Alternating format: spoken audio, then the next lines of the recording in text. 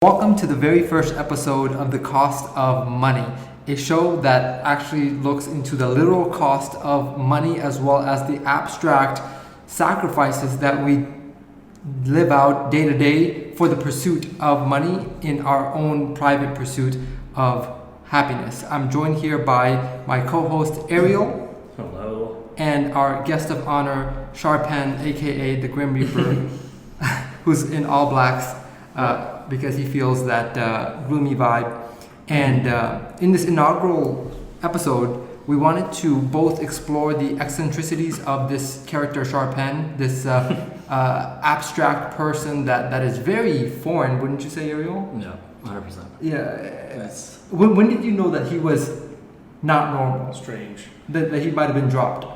A couple times. on the first 10 minutes of talking to him, yeah.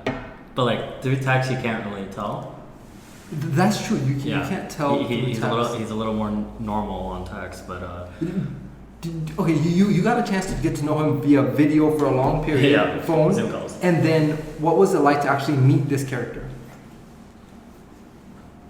It was interesting putting because you see behind the scenes when you're actually meeting him. Yeah. Than when he's on video, just getting the job done. Was it? What discoveries have you made about this person that was 2D and now has become 3D in your life? Oh, this guy's a genius. Every time I talk to him, I just notice that more and more and more. You already know he's a genius from the calls. Right. But talking to him behind the scenes, what he thinks, what's going through his mind is just... it's good that we're following him. Exactly. Because that's why we're here. Because we're not three average individuals. We're actually two average individuals with one extraordinary individual. With a ghost. And we're here to explore the treasure chest that is his mind and share some of the private conversations that we have. And this has actually been something that we've all independently thought, hey, why not take these conversations that we are so engrossed and so entranced in and share them with the rest of the world. And this is the manifestation of that, an unknown journey with an unknown destination with really no end in mind. So with that, let us cover the topic of the very first podcast, which is you had an idea to create a podcast of your own to talk about the world of money, something that is the unofficial governor and ruler of this planet, in the sense that we all are at the mercy of this concept. Really, it's more of a concept than it is a physical, tangible thing. But speaking of the physical, tangible thing, your agenda in creating the Cost of Money podcast was to cover the literal cost of money. What actually inspired you to consider that particular aspect, which is a one fraction of what most people think about when they think about money? Is not how much did it cost to make a dollar bill, but rather what can I buy with a dollar bill? Thank you. What an introduction. For the. I hope I'm audible. Yeah, you're As audible. long as I'm audible, it's good. Thank you for the introduction, gentlemen. You guys have made my dreams come true, because I've been meaning to do this for a long time and never have mustered up the focus to be able to do it.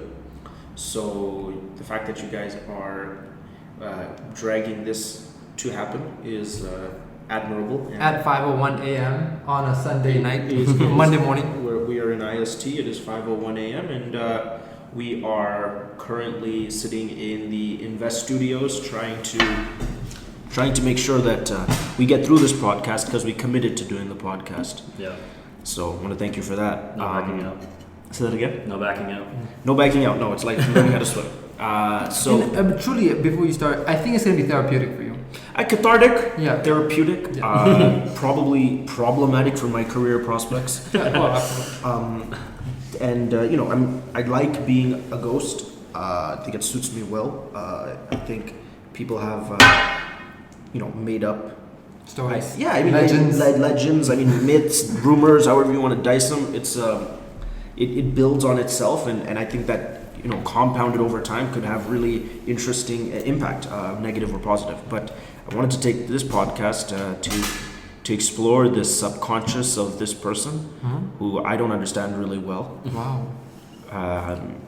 And I don't think anyone understands their subconscious quite well, but I think the investigations that I've done into mine have led me only to be more confused. Although my conscious is quite clear. Oh, that's true. Yeah. It is more clear than most people. Yeah, it was probably anyone that I've ever met actually. So my conscious is quite clear, but the depths of the subconscious is what we want to explore. This reminds me of the very famous quote by Socrates: "A life unexamined is not worth living." Definitely not. And he died as soon as he felt that That it was not- done. Yeah. And what a remarkable accomplishment to die on time. So willingness. correct. So okay, to answer the question, what inspired me to think about the cost of money as an idea? First of all, I thought it was a marketing, very cool marketing stunt to call something the cost of money when people don't think money has a cost. No. I would say that when you think about money, or when a normal person would think about money, they think about value. Value is what can be abstracted, or better yet, projected into the medium of exchange, which is money. If you talk to an economist, he'll say money or modern currency is a medium of exchange. So I found that concept very interesting because from a technical perspective or from an economic perspective, it is what people use it as a metaphorical perspective. And in no way is it tangible economically, nor is it tangible metaphorically. But people create solidness from something that is shapeless. It's a very profound skill of the human mind. So what I mean by that is, from an economic perspective, without getting too deep into the technicalities because we're trying to avoid that, but from a technical perspective, money or modern currency is a medium of exchange between two parties that cannot exchange directly. Right. Someone has corn. Correct. Exactly. Someone has corn. Got it. You got chicken. I got corn. I want your chicken. You want my corn. However, trading chicken for corn is very difficult because there isn't a clear standard of how much corn equals how much chicken. Right. Yeah. And does that standard then get adopted everywhere by every chicken and corn farmer? I mean, just a tremendous amount of difficulties that we came to that we experienced before we invented modern currency, and so money became a medium of exchange. So you're essentially getting into the medium of exchange to get out of the medium of exchange. Yes, a more universal medium of exchange than one in which everyone has their own currency system. Correct. So in other words, I have corn. The value I've created is my corn. I farmed it, I grew, whatever, I have it now. So I put in labor, I put in time, I put in maybe raw capital, and I got my corn. So the corn is an additive to an economic construct. Then I'm seeking chickens. Okay. Yeah. And the means of acquiring these chickens are going into a monetary system and coming out of a monetary system, because chickens are not governed by money, and nor is corn. However, to go from chickens to corn, you require money. Wow. Okay, so essentially, start with the end in mind type of idea is that I really wanted chicken all along, and the money seemed to be a way to get there. Okay, so fine. you trade your corn for money, and you get the money to get the end goal. Corn. Yeah, I mean, to get the chicken, forgive me. Yes, and that is literally the definition of how currency constructs exchange. Now, metaphorically speaking, in modern context, that's kind of the evolution of bartering. I mean, for the evolution from bartering to what we would call like modern monetary systems. But if, metaphorically speaking, if you were to ask a person, hey, what do you think? What does money mean to you? Or what do you project onto money? They would project goals. Goals. Absolutely. They would project objectives. They would project things they want to acquire. And that seems very, very identical to the actual definition of money, which is a medium of exchange. So I wanted to juxtapose those two things and talk about them. One is something that most people don't care about, which is the literal cost of production of money. Yep. And the other one is something that people breathe for. It's the reason that they have to lead their families. It's the reason it shapes so much of their lives. It dictates every hour of their day. Every decision that they make, from relationship to where they live, to Yeah. what they're able to do with their limited time on this planet. Now, one thing that has bugged me is, even as an entrepreneur, there is this concept of the pursuit of money as like why waste your life pursuing these pieces of paper with dead presidents or dead people's faces on it. Yeah. And I think as cool as it sounds to say that, Yeah. it misses the point of, it doesn't matter what the actual tangible element of the money is. Yeah. It's the concept Yeah. of a store of value. Yeah. And so whether it was literal gold, Yeah. which may sound better, like, yeah, I have an actual, what is gold? Like, why do you care about gold? Yeah. Like, there's nothing you can do with it. Yeah. So it's not that gold is better than the paper fiat money. It's that it doesn't matter what we select. It's that we have consensus over this mass delusion Yeah. of we choose to value this thing and not the leaves on the tree that is too abundant to consider of any value. So what I wanted to know is, with paper money, with Yeah. the production of the actual coins and whatnot, why was that a point of interest for you, as opposed to the bigger agenda of how much money dictates our lives? I think that the self-help revolution, let's call it that. Yeah. Which we're all from. Yeah. Let's call it self-help revolution, has glorified the pursuit of success or money. If those are interchangeable for some people, right? So I didn't feel the need to expostulate that element. Yeah. Simply because, I mean, I would either be regurgitating information that some people have already said, or I would be contradicting information that some people have already said. And so I thought that would be more meaningless or futile than exploring the principles uncovered in the self-help revolution that are actually based in the literal construction of modern monetary systems. I mean, I think that's something that, whether it's a Napoleon Hill or a Tony Robbins or have never talked about, because it's not exciting by any means. No, it's not. But it is, as it's okay. Let me give you a completely unrelated analogy, as I do so well. The idea of money as a motivation, or as what you're talking about, the greater aspiration, Right. is so quintessentially baked into our biology. I would even go as far as definitely our psychology, but I would probably say biology, that we develop vernacular and we develop an understanding, an intuitive understanding of what money is without being able to explain it. That is common amongst things that are native to the human condition. So if I was to ask an average person, why is marriage good? It sounds like a ridiculous question. And deep down, we all know why it's good, but we don't know how to articulate that.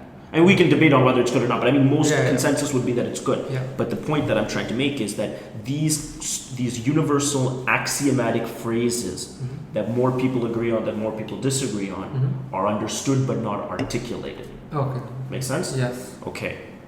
One of the best ones that manifests itself in reality that is not money, we'll come back to this because it's the same thing, but I think analogizing this will make a lot of sense.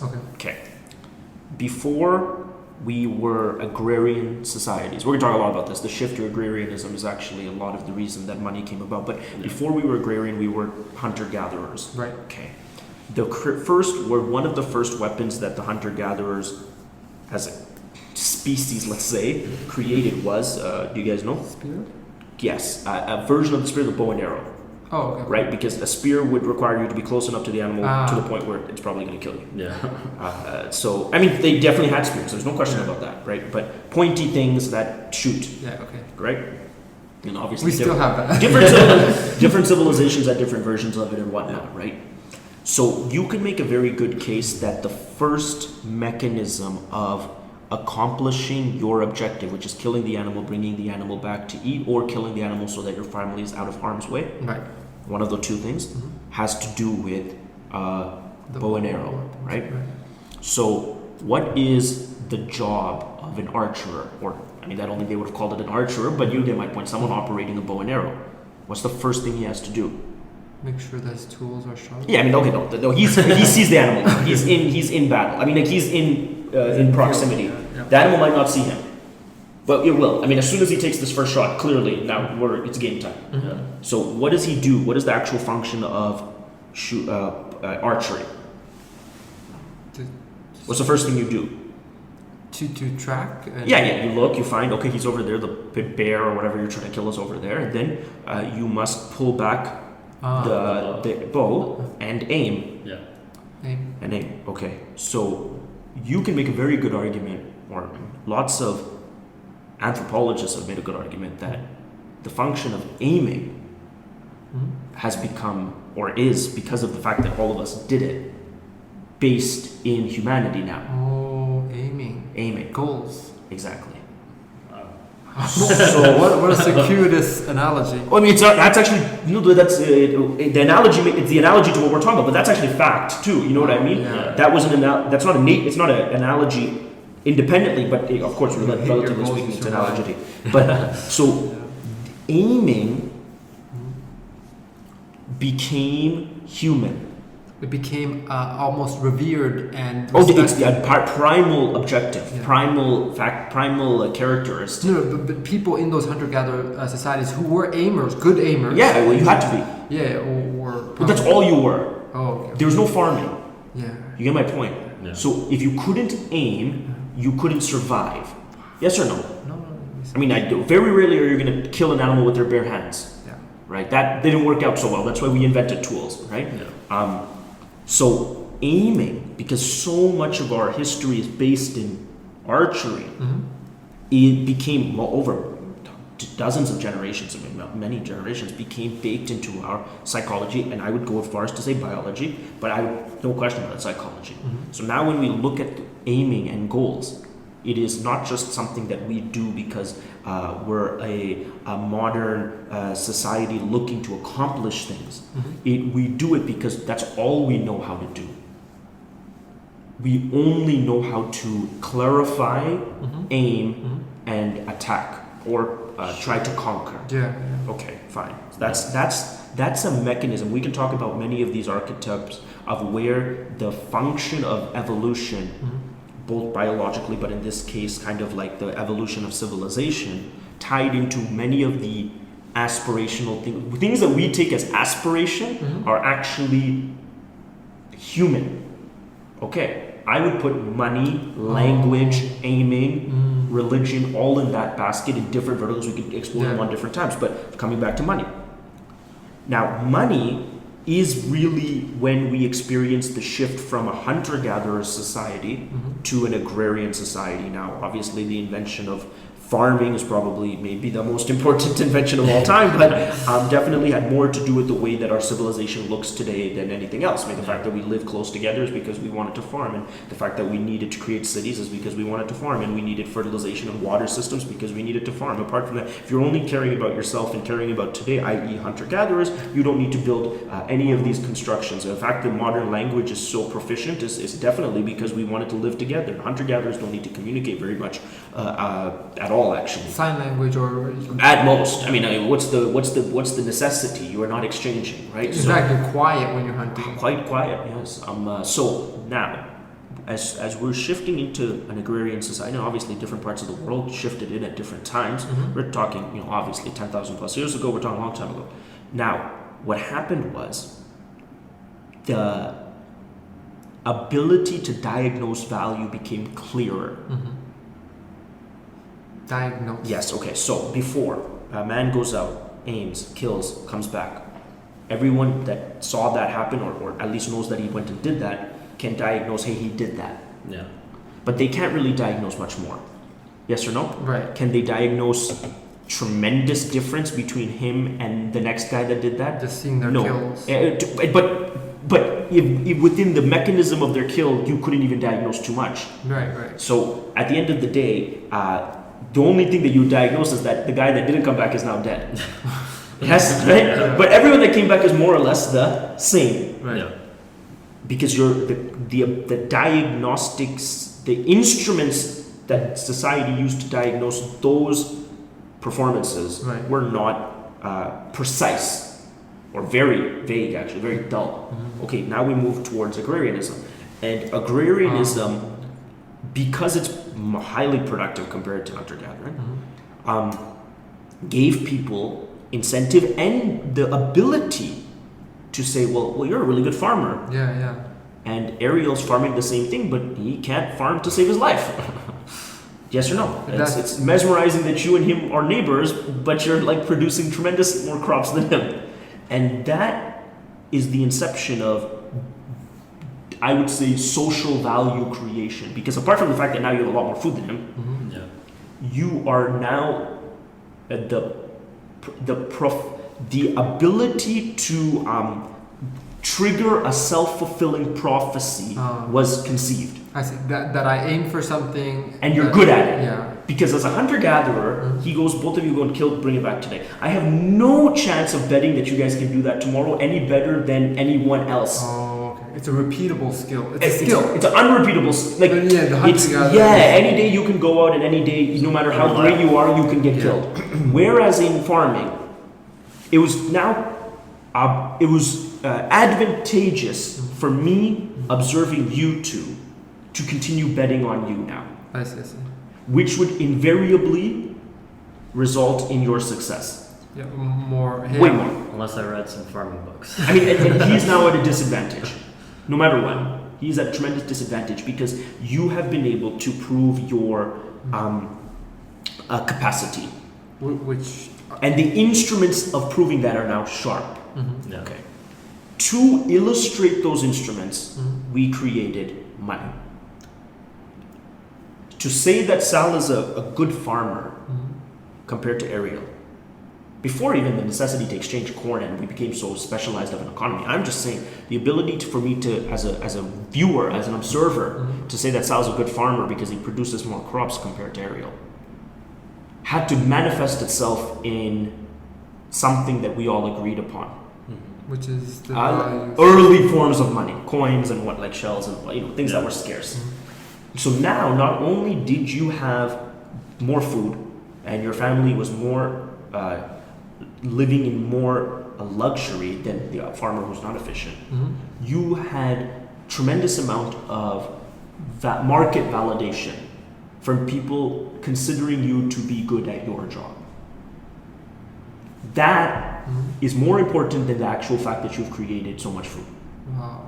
Because now it's going to compound on yourself. Yeah. The fact that everyone thinks you're a good farmer will make you nothing but a better farmer. Yeah. And the self-fulfilling prophecy of things like what Malcolm Gladwell talks in The Outliers becomes very true. Because of some very obscure event, now you've gone down the pathway of success, or what looks to be successful. And he, of course, can change the trajectory in his life, but it's much more difficult for him now to do that. And the money came in as to represent that difference. The fact that you are better than him enough for society to push you down a path of success. And you are so much tremendously more successful than him. And money is a mechanism of representing that. That is why today we conceive of money as a mechanism of buying things, but it is not. I mean, of course it is, but that's just a very shallow representation of it.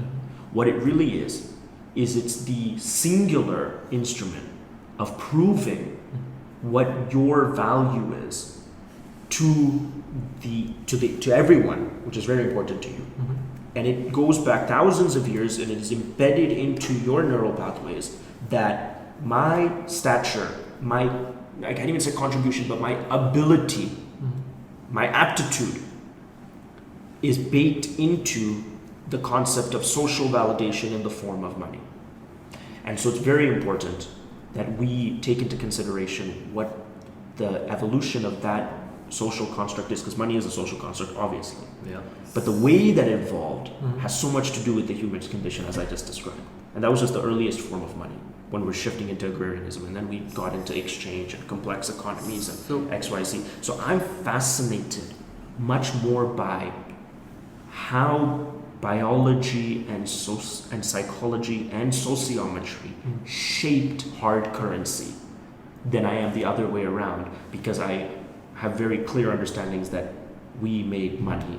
Money did not create us. Well, the society runs as if Money created you. Money created But you. society also thinks God created you. Yeah. no.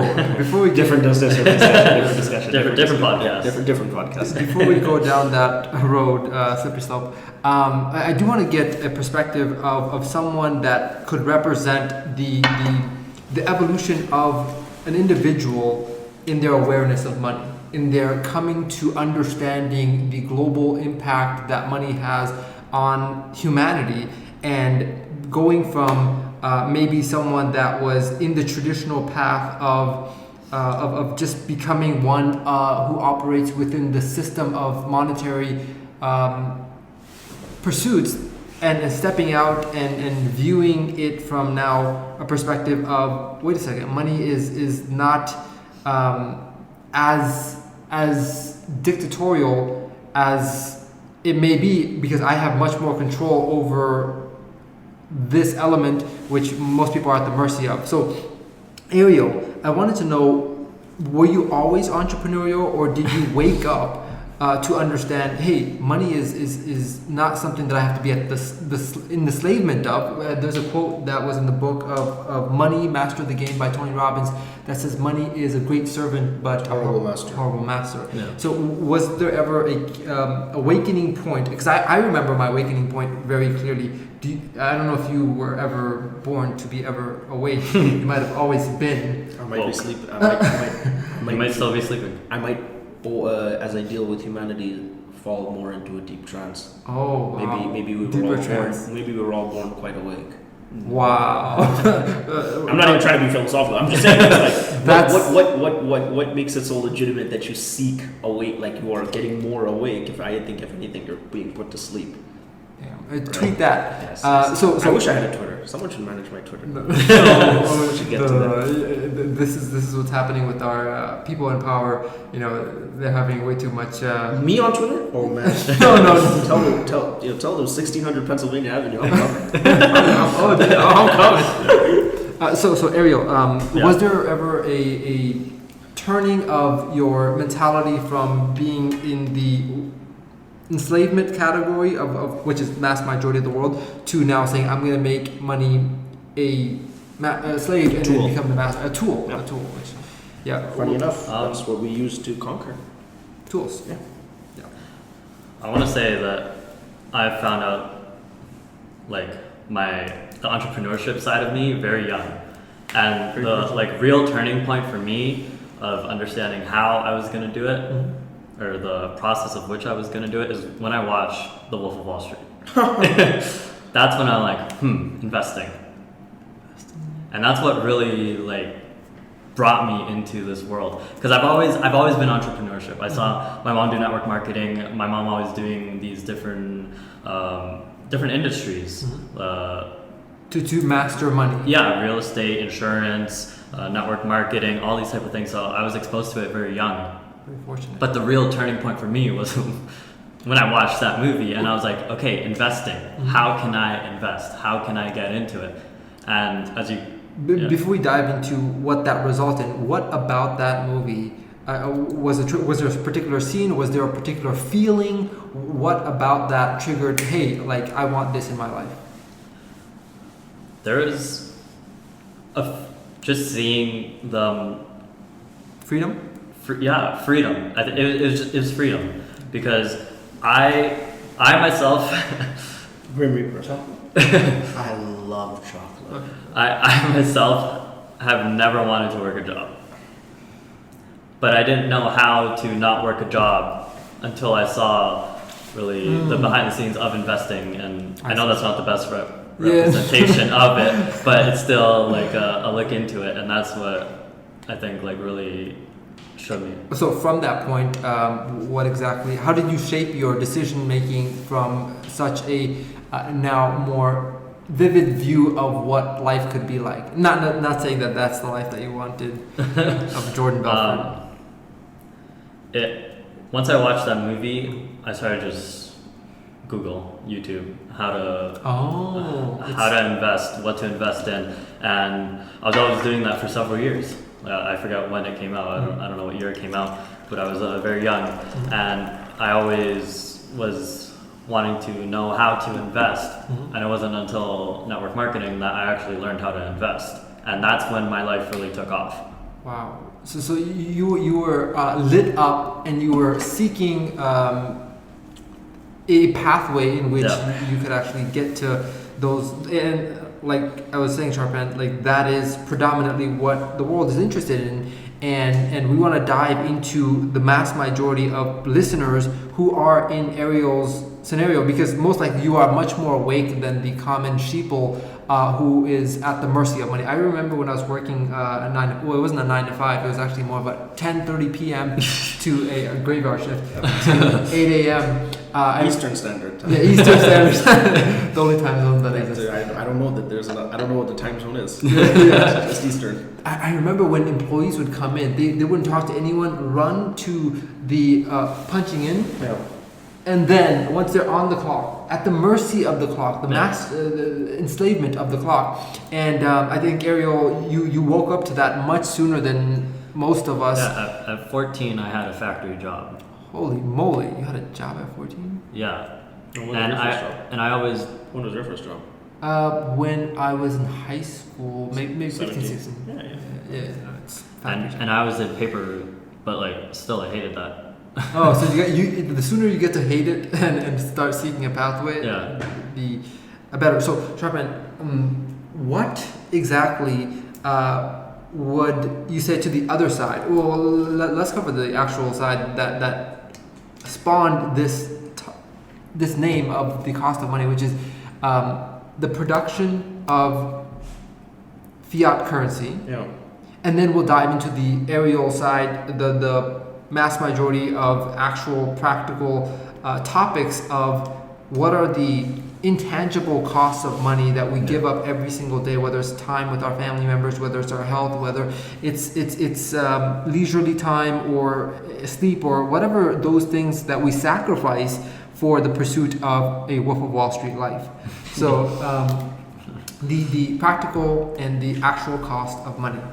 What are they in your investigations, and what have you discovered about the efficiencies or the pointless production of what is, I think, like less than 10% of all money is actual paper and coins. So what have you discovered in your research of the actual literal cost of money production? It's tremendously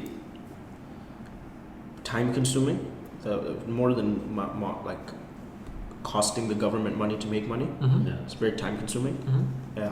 You have to just remember that it's not just the process of printing money in a mint, which happens to some degree now, but not as much as it used to, because a lot of money can now be issued digitally. But you also have to, okay, so let's say the Fed prints a certain amount of money, which it does, obviously, that's its job. But now, how does it get to the Treasury? How does it get to Chase? How does it get to Wells Fargo? Someone has to transport it there. So someone's paying that person to transport it there. So how now? Jobs. Yeah, but is that a regular car that they're transporting Oh, that in? no. Absolutely not. That's a very high security armored vehicle, and so that's very expensive. Now you're burning petroleum to transport paper from Washington or from the state mint to all over the country, and that happens in every country, of course. Tremendously expensive and time consuming. So there's lots of fuel being burned, both mentally and literally, to not print just the money, but to get it everywhere. Now, obviously, with digitally issued fiat currency, that doesn't happen. It makes it a lot cheaper, which makes governments more incentivized to move towards that. Oh, that's nice. Right. Government incentivized. Yeah. It makes sense, right? It's cheaper. The cost of money is difficult to elaborate on without understanding what does the cost of the production of money mean for the economy. And I mean, I don't want to, again, dive deep into the equilibrium that is the economy, but I would say that if you are unaware of how money production effectuates, I find it difficult for you to obtain mastery over what you deem to be the great master. Yeah. I love the idea that some guy is watching millions and millions of dollars being printed right now. Yeah. He's a security guard. Yeah. I think that's a fascinating idea, that some security guard is just watching that. Obviously, he wouldn't dare to take any, but he's just watching it. No. And to him, watching the printing of millions of dollars, and obviously over his lifetime, hundreds of billions of dollars, which are then going to be circulated all over across the country, and obviously all over across the world if it's US dollars, is the equivalent of the security guy that watches over my building. That is how insignificant the production of money should be. However, somehow between the time that the ink is pressed on a note and by the time your employer hands it to you, it is now metamorphosized in your conscious or collective conscious to be the great ruler of your life. You know, Now, without understanding how that occurred, you will be at peril if you just try to say, well, okay, my boss gave me money, but I shouldn't be worried about punching in because I'm in control of my life. You can very well say, Sal, I'm in control of how I feel right now, and I can make my mind a deterministic machine to do that. And I can say, that's great. I'm going to go outside and turn on the air condition to the point where it's blistering cold. And you will think of your own accord that you stood up and got a sweater. However, I control the parameters that led to that. Absolutely. And so if you want to dismantle your mental fortitude, your mental servitude, you must first understand why and how these systems were put into place, for better or for worse, and that has been my fascination. Well, let's talk about that, because I think both Ariel and I are, as entrepreneurs, both fascinated by the influence of money and the behavior that it leads to. We see both behaviors in us that are dictated in the pursuit of money, and we also feel to some degree that we have woken up to at least the most rudimentary way of earning money, which is trading hours of your life for a set fixed return. At least we've evolved to more of an exponential rate of return, the concept of making money in our sleep. What would you say that shifting from, because you did work as an employee and maybe you didn't have an employee mindset because of the influences of your upbringers. You've had friends that are employee based and have no plans of becoming an entrepreneur. What would you say is some of the big differences that you've noticed about employee mindset and entrepreneur mindset that has to do with money or the perception of money? For one, employees, they love their comfort and the security of receiving that paycheck every month. And that's what I think keeps a lot of people from going to the entrepreneurship side of the whole money-making spectrum. Well, when you say the safety and comfort of getting money on a weekly basis, I've been in some very harsh places as an entrepreneur, and that sounded very comfortable. I wouldn't mind getting money, but there's of course a reward for the other side. So take us through why an employee would think about something as ridiculous as letting go of a stable income, go through a hellish time in their life of living as if they're back in college or just on very little finances and I think Elon Musk said that being an entrepreneur is like chewing on grass and staring into the abyss. And so why would someone go through that? What's the reward on the other side? What has it been for you? For one, it's been freedom. I mean, right now I'm in India. If I was working a job, I would not be here. That's one thing. Have you gone through the agony of the harshness of entrepreneurship? Because there's a lot of sex appeal to entrepreneurship. But many people miss the reality of what it takes on the back end, sleepless nights and that sort of stuff. So tell us why it's worth such an employee to leave a comfort zone, to go through that hellish period, and take us through your journey of why every time you've gone through something harsh, you've justified it for the pursuit of where you're headed. Well, here's the thing: as an employee, you're not risking the security of your money, but you're risking your time. You're risking really your own freedom to have that security. Enslavement, exactly.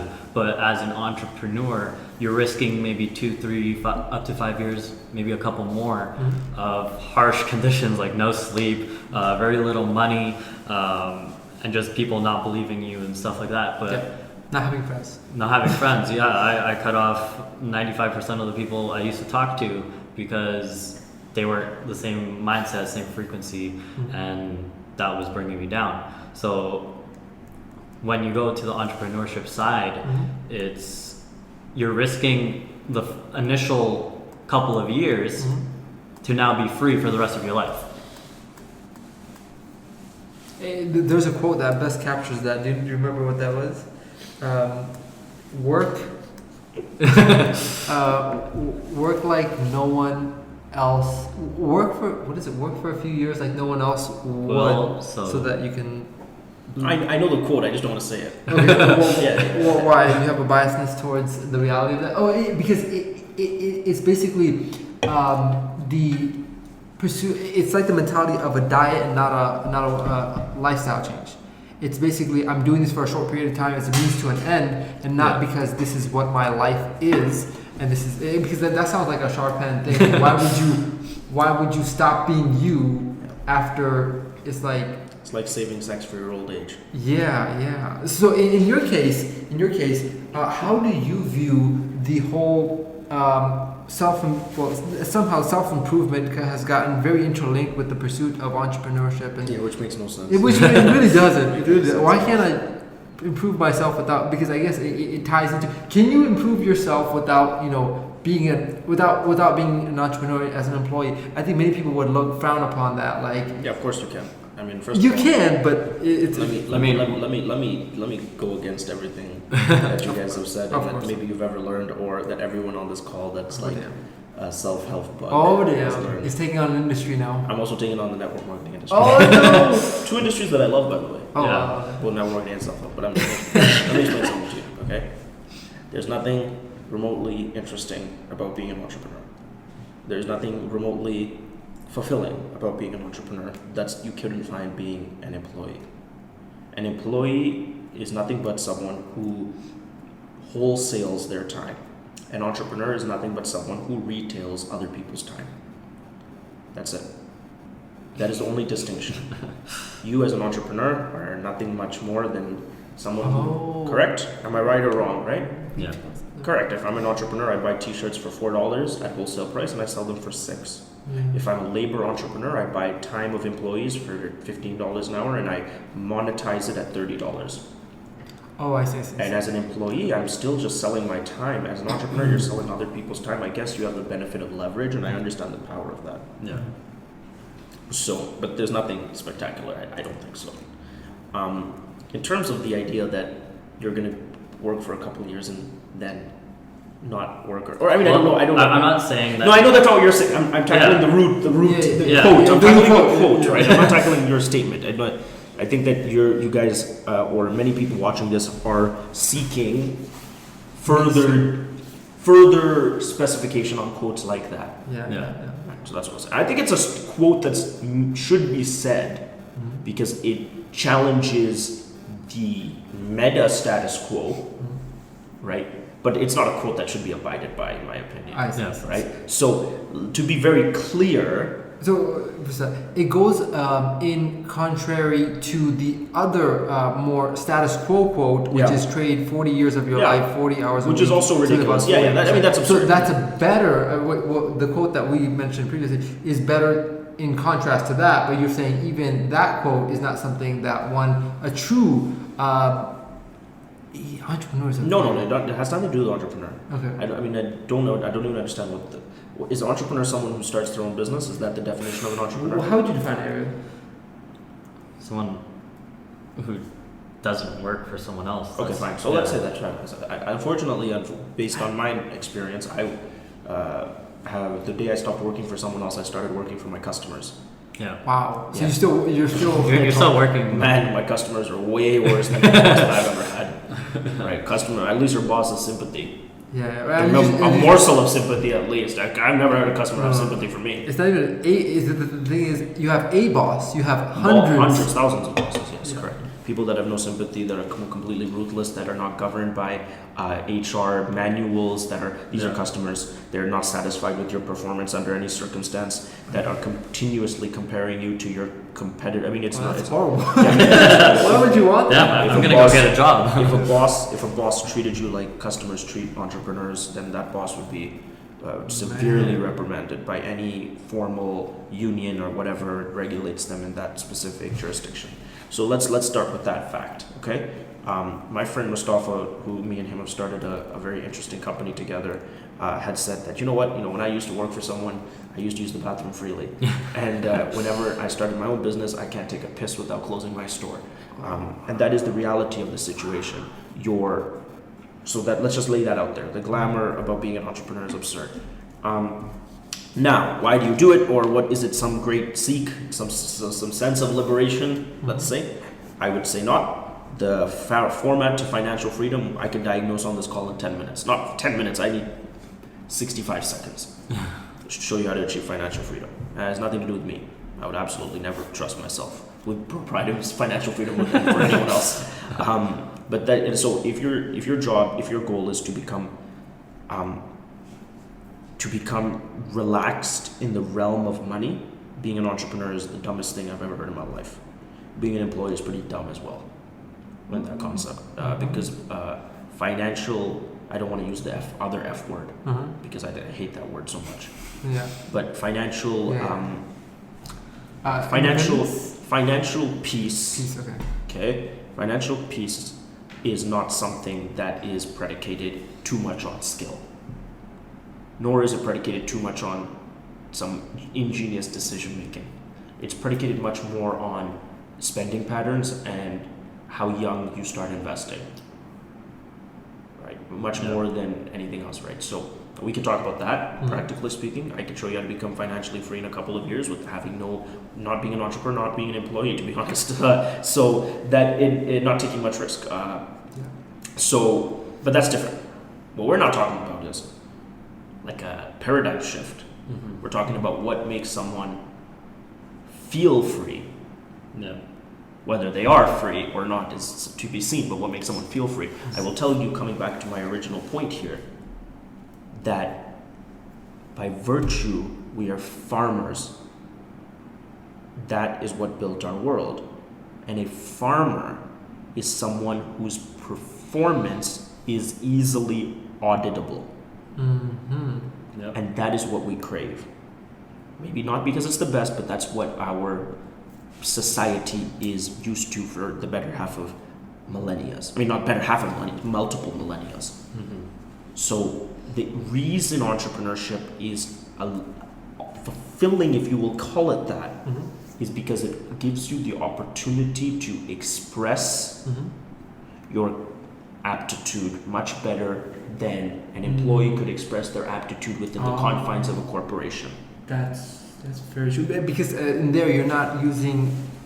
No, you're dear. Too much of your aptitude. I assure you that if you are working for someone else, it is not your aptitude; it is their aptitude. When whether it's a factory, I love factories a lot. I think factories are like one of the greatest wonders of the world. My first job was at McDonald's. Absolutely my favorite job I've ever had in my life, and one of the greatest institutions ever built. These are not institutions that require geniuses, right? These are institutions that Were made by geniuses. exactly. Wow. And that is potentially why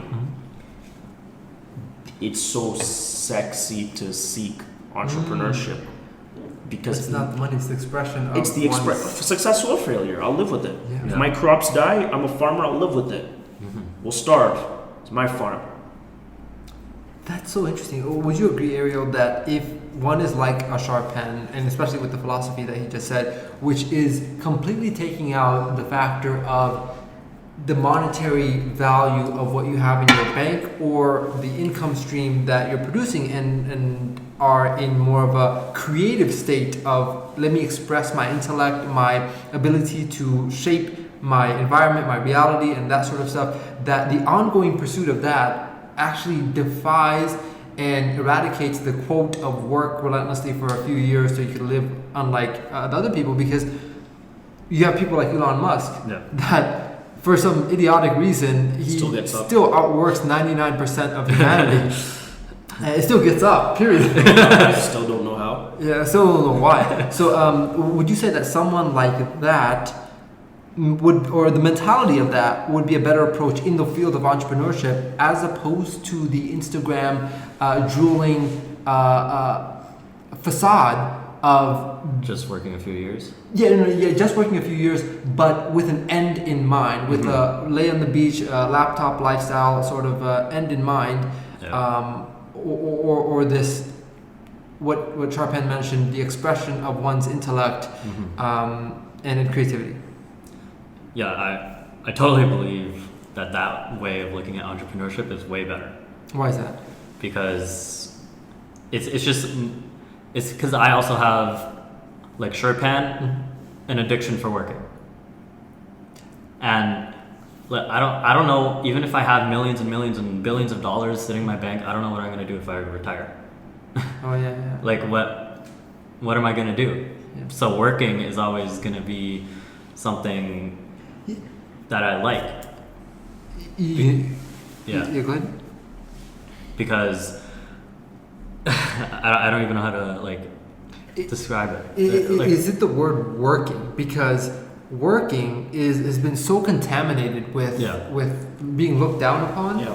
that I don't think when you are truly passionate and obsessed about something, that it should be something equivalent to someone who is in enslavement and has to punch a clock. Why is that thing and the thing that someone lights up and jumps out of bed for Yeah. called the same thing? I don't know that it is called the same thing. I think in English, in the English world, that we typically diagnose anything that requires kinetic energy as work. Yeah, that's true. Right. Even in physics. And that's the reason. I think that's the issue, right? Yeah. I think that the lingua franca of our sciences have constructed that. So that's fine. God bless that. That's fine. Not an issue. I think a better way to illustrate why that's demonized is because the pursuit of work without risk is stripping one of his ability to fail. Yeah. That Comfort zone. might be the most Exactly. devastating thing possible. Not the ability to succeed. Mm-hmm. I don't think the ability to succeed is so important. I think the ability to fail is much more important. I mean, What do you live? What are you living if you don't fail? yeah. To get where we are right now, we've failed hundreds of times, thousands of times. But the reality of the situation is that if you couldn't fail, just let's put it like this, right? You're learning to walk. I mean, I don't want to use a stupid walking analogy. But I'm going to take this in a complete. Have you ever heard an analogy like this one? Imagine you're learning to walk, right? And the idea is, the baby's going to fall and lay down. Screw all that shit. Fuck that shit.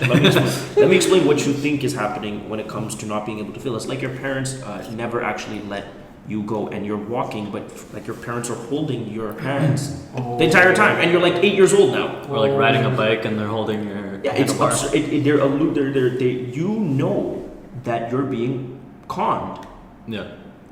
that your accomplishments are meaningless, that your sense of identity is based in a Fugazi ideal. Awazi.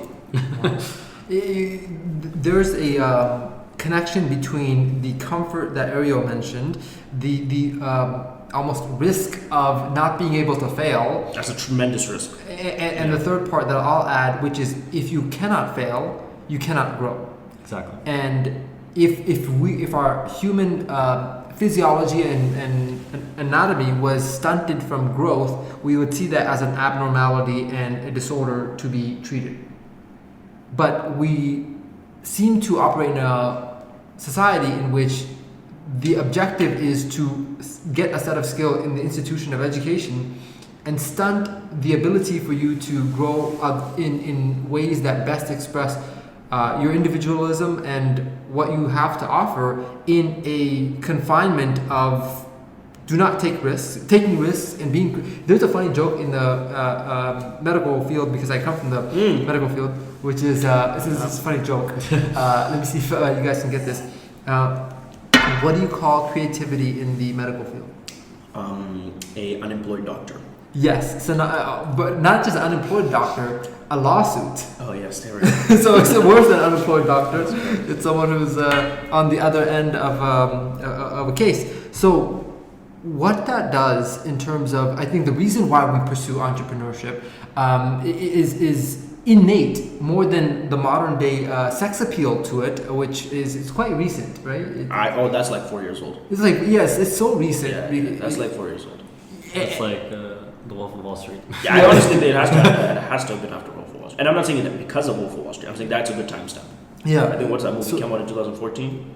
Something like that? Yeah, someone should go with that. But yeah, that's like the time, yeah. And it's because of the maybe internet boom. Definitely. Yeah. And so, but it takes away from the true heart of why someone would want to become an entrepreneur. It's to express themselves, the intellect that they've been given, to go out there and be creative and fail. Because how much liberation do you have to suggest something at work, to modify and A/B test your environment without saying, hey, why did you change that? Like I said, this should be this way, and being reprimanded for your creativity.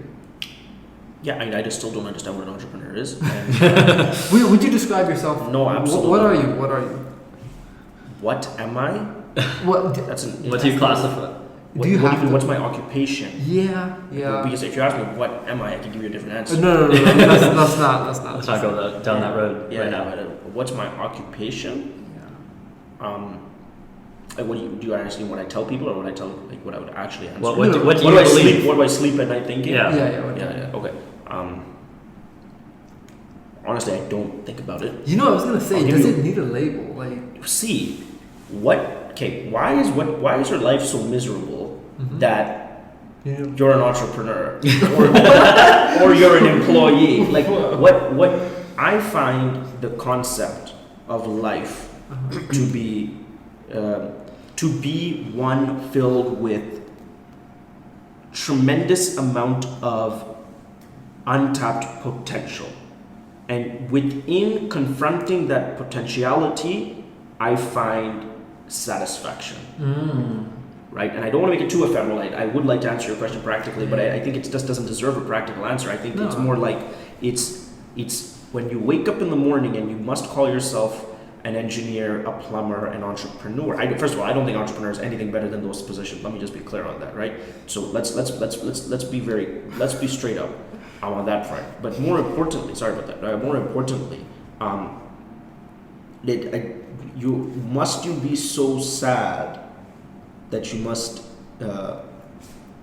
disassociate your existence at some point with your profession. In other words, I'm an entrepreneur because at some point I'm not an entrepreneur anymore, is what you're really trying to say. Yeah. at some point, you're not. Let me try to. I honestly I didn't articulate that well enough. Let me try to take another shot. The only reason you want to call yourself an entrepreneur is to at some point put that in the third party. Okay. I am a human, and sometimes I'm an entrepreneur, is what you're trying to say. Yeah. I personally don't believe in that. That's definitely not how I live my life. Right? There is just a Sharpan, and we all know that's just a name. Yeah. Right? Yeah. But let's just call Another pointless label. Yeah, another pointless label. But let's just, for argument's sake, call him a Sharpan. I am a Sharpan that defines my choices second by second in my confrontation with potential. Okay, if you want to call that an entrepreneur, then you must be willing to say that Sharpan's continuum of decision making will define him as such. But to say that I am an entrepreneur by profession and not by existence is absurd. Or a very depressed person. I never believed for once that I have a occupation. or a profession. Mhm. I definitely would not classify myself as an entrepreneur. I am someone who is trying to make the right decisions Mhm. when confronting potential to optimize for Mhm. self-gratification. Now, typically, what you would deem as an entrepreneur optimizes things in a very specific way. Mhm. They optimize things to absorb higher risk. They optimize things for credit. Entrepreneurs are hyper credit focused people. Mhm. Yeah. They optimize things in first principles because they like to see that, hey, is this the way that it should be, or is this the best way to do it? Mhm. So definitely there are characteristics that pen entrepreneurs together. I'm not denying that. Mhm. But to say that I am an entrepreneur without saying that entrepreneur is I. Oh, okay. So The makeup of my matter Mhm. has entrepreneurial tendencies. got it. Yeah. Got it. That's a better way to put it. But I never for once turn that off. Right.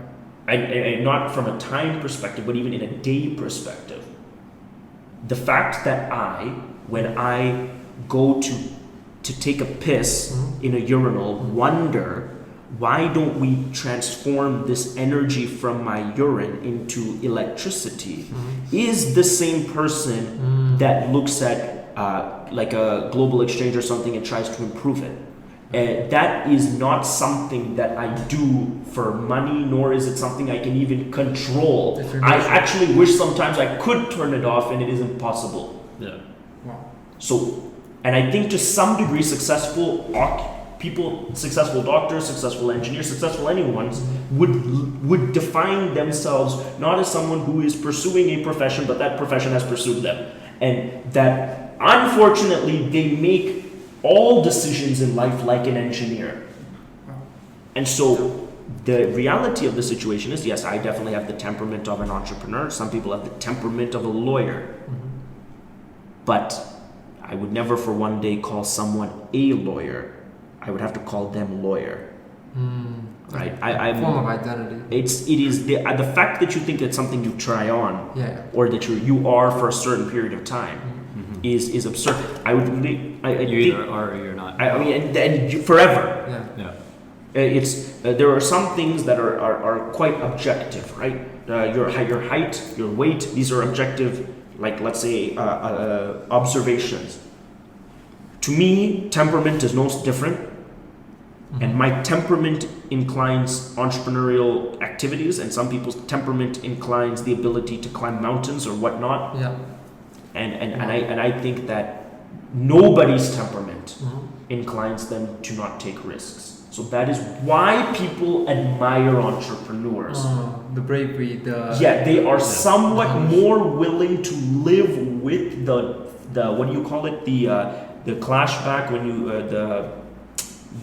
the vitriol Mhm. Yeah. of defining their convictions than most people are. I think there's something admirable about that. As much as there are very much Success admirable stories. things of athletes and artists and politicians who also do the similar thing, which is basically say my ability to express my temperament is more important than your ability to occupy me. I think the great death of liberation Mhm. is trying to become something. Wow. Wow. You know what's interesting about this is that if you take away the labels, and I've wondered about this. I mean, labels are because we don't know a better way, Better way of to expressing, communicate. Yes. Is that labels do so much damage. They confine you into a box, even from simple things like your name, and when people give you a nickname, it's confining you in a box and that sort of stuff. But what if your clothes defines you in a box? All of these labels that we wear on our brands and that sort of stuff, the car that you drive, all of this stuff. What if instead of self-proclaimed labels of what we are, someone asking what's your profession? If now we have the undeserving power of answering that question and leading to a self-delusion of I want to be a Gary Vee. whether I have the tendencies, the biology makeup, or even the desire, or the I may have the appeal of that's really cool, I want that, but not necessarily integrated into who I am. So instead of me answering, hey, I want to be an entrepreneur like Gary Vee, again, a delusion, if others can see my tendencies and say, wow, you are an artist, you are a creator, you are this, I think that would be a lot helpful in terms of well, it seems like you really enjoy doing this, you might be a this, as opposed to us creating our own construct of I want to be this, whether or not my biological makeup or my natural every waking moment is in the pursuit. Like you have to consciously think about, oh, I want to be an entrepreneur, right. Like oh, I want to go hang out with my friends, but all right, I'm trying to be an entrepreneur. Like when we try to fulfill the label that we put for ourselves, it leads to just inefficiencies in what our potentials. Yeah. As opposed to accepting, hey, I might be a great artist, I might be a great whatever you have that tendency that you cannot stop thinking about. You are consumed in its obsession. In you are that hammer, and everything else is a nail to you. If that's not entrepreneurship, or if whatever that is, I think one can take as much glorification and pride in that and not be looked down upon. If it's even charitable acts or whatever the case is, they would be the best at that. And I think without even a label of entrepreneurship, just humans that can do that in the face of so much adversity, so much disapproval, they should be revered. And maybe we call them inaccurately this entrepreneur word, because there isn't a specific way to say that. I mean, to say that all entrepreneurs should be in the world of business. Well, what if somebody wants to go out and become a professional cook or a surfer, or someone who just is something that is extremely unprofitable? Are they not an entrepreneur, or is entrepreneurship tied into the basis of monetary gains? Well, I think the idea of, just to come back to the cost of money, everything that you just said. Yeah. I love the idea of money, not because I think money is cool at all. I actually think it's quite ridiculous, but I love it. You don't need to ask me who I am. You know who I am. Yeah. No, but let me expound on that. That wasn't just an arrogant statement. Let me expound on that. You know who I am within microseconds of encountering me. Yeah. That's everyone, but obviously people that are more prolific are saying it in a positive light, and people that are less prolific are saying it in a negative light. But I would say this: you know who I am in seconds of encountering me. You definitely don't need to ask what I do. I mean, if you pull up in a I-8 to the Ritz-Carlton, you know who I am. You don't need to go and that's why money is important, not for yourself, but for other people. Yeah. Because money is nothing but crops. As a farmer, Wow. you see who I am. Yeah. Right now, give me the luck. Move your assumption. Move your analysis of me from a benefit of the doubt to, okay, well, the next time he does it, he's going to make it work again. I And see. that's money. The easiest way for me to make you do that is by illustrating that I have accrued money. Does this make sense? Yeah. Yes. You right now, if you're not a cynical person, gives everyone the benefit of the doubt. If you're a cynical person, you will just assume that everyone is not going to make it. Okay, either of those are more or less in alignment with the same thing. You are waiting to see what occurs. Yes or no? Yes. Fine. As soon as someone does it, then at least you must move your analysis from, Yeah. And Elon Musk. and now it's like, well, let's see him fail. Yeah. That's where you want to get to. The Yeah, approach let's see him has- fail. Yeah, he's going to fail. And okay, fine, no problem. But at least now you have to assume he's going to succeed. Yeah. And that's why money Mhm. is important. That is the cost of money. The cost of not having money has nothing to do with the things that you can or cannot buy. It even has nothing to do with the stature that the money will endow upon you. It has much more to do with the fact that now you have no evidence that you have done something similar in the past that requires people to acknowledge that it's going to work in the future. Yes or no? Of course. And now that changes your entire trajectory, changes your networks, it changes your perception. Yeah. So the idea that I actually do think money is more important than occupation. Mhm. Does it make Yeah, sense? of course. I believe Yeah. that I would rather know how much money you have than know what you do for a living. That will tell you more about the Your person. temperament Yeah. and your capacity, Yeah. right? Mhm. Because see, if you walk in here and we can all define we have a certain amount of money, like we all have, let's say $500,000, I can very easily tell how you made it. That's not going to take me a long time. Right. You're going to sit here talking about computer science all the time. It's not going to be too Yeah. difficult for me to assume like, oh well, he's now. I define your capacity to succeed Mhm. first Mhm. because of how much money you have. I see. That is an objective. That's an objective analysis. Right. But then I was able to analyze further to see, well, which vehicle did he use? As opposed to you coming and proving to me that you're a great computer scientist, I honestly don't believe you. Right, no, You gotta work backwards. Yeah. You gotta work backwards with this one, Yeah. right? Going to the gym doesn't mean much. I went means a lot. Yes or no? Yeah. Yeah. That's why money, I think, is primal. It is primal. You know, breaking it down to what you said is the manifestation of the things in your life is like synonymous to the crops of a farmer. To here's what I produce, here's what I've been able to produce, and going from, I'm sure both Ariel and I have faced tremendous amount of doubt from our friends, family, and everyone that has seen us go from a line that is meant for the end result being where the comfort zone is, to something that has allowed us to prove ourselves in contrary to the mass majority, and then have now another bias of let's see him fail, As they should. as opposed to you can't succeed. That's all you want in life. Yeah. The more you succeed, I notice that the more people want you to fail. Well, that's glorious. Yeah. Wow. That's how you know you're succeeding. That's all when, you want to get to. when people want you to fail. That's all you want. Yeah. If you are there, you have done Yeah. what you set out to do.